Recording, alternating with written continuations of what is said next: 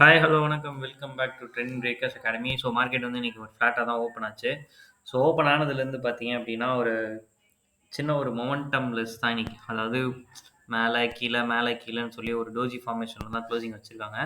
So கீழ support level சொல்லியிருந்தோம் 21,800 அப்படிங்கிறது. ஸோ அதுகிட்ட தான் கீழ வரைக்கும் நியர்பை வந்துச்சு 830 50 வரைக்கும்.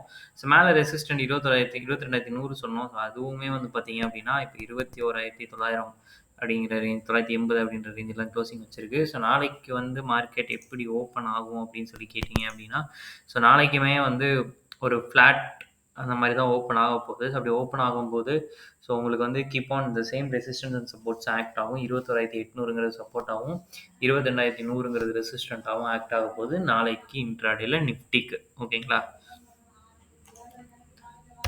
ஸோ பேங்க் நிஃப்டி பார்த்தீங்க அப்படின்னா, பேங்க் நிஃப்டி வந்து அந்த ரெசிஸ்டன்ட் வந்து டச் பண்ணிட்டு தான் க்ளோசிங் வச்சிருக்காங்க.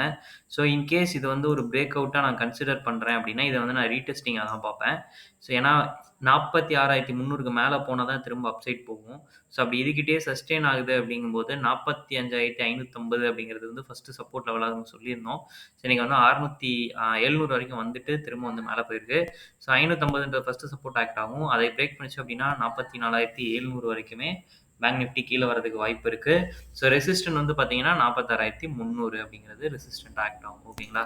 ஸோ நிஃப்டி வந்து மார்னிங் ஒரு நல்ல பையிங் போச்சு. இருந்தாலும் ரிலையன்ஸ் வந்து நல்ல பையிங் போனாலும், திரும்ப வந்து எண்ட் ஆஃப் த டேல வந்து பார்த்தீங்கன்னா, ஒரு செல்லிங்ல தான் க்ளோசிங் வச்சிருக்காங்க. ஸோ 21,921 அப்படிங்கிற லெவல்ல க்ளோசிங் வச்சிருக்கு. ஸோ இப்போதைக்கு சப்போர்ட் லெவலா 21,900 ஆக்ட் ஆகும். அது பிரேக் பண்ணுச்சுன்னா கொஞ்சம் க்ரூசியல் தான். ஒரு செல் ஆகுறதுக்கு வாய்ப்பு இருக்கு ரிலையன்ஸ்ல. ஓகேங்களா? ஸோ ரிலையன்ஸ் செல்லாது அப்படின்னா நிஃப்டியுமே ஃபாலோ ஆகுறதுக்கான பாசிபிலிட்டீஸ் நெறையவே இருக்கு.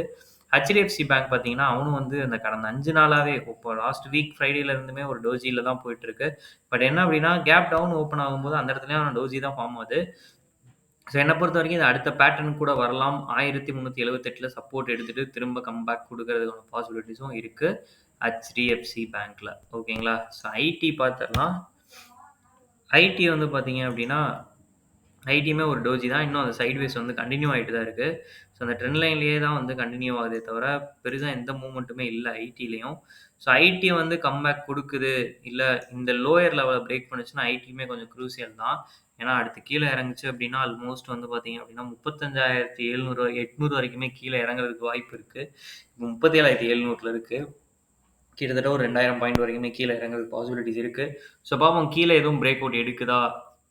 நாளைக்கு வந்து ஒரு வீக்லி க்ளோசிங், ஒரு இம்பார்ட்டன்டான க்ளோசிங் வேற.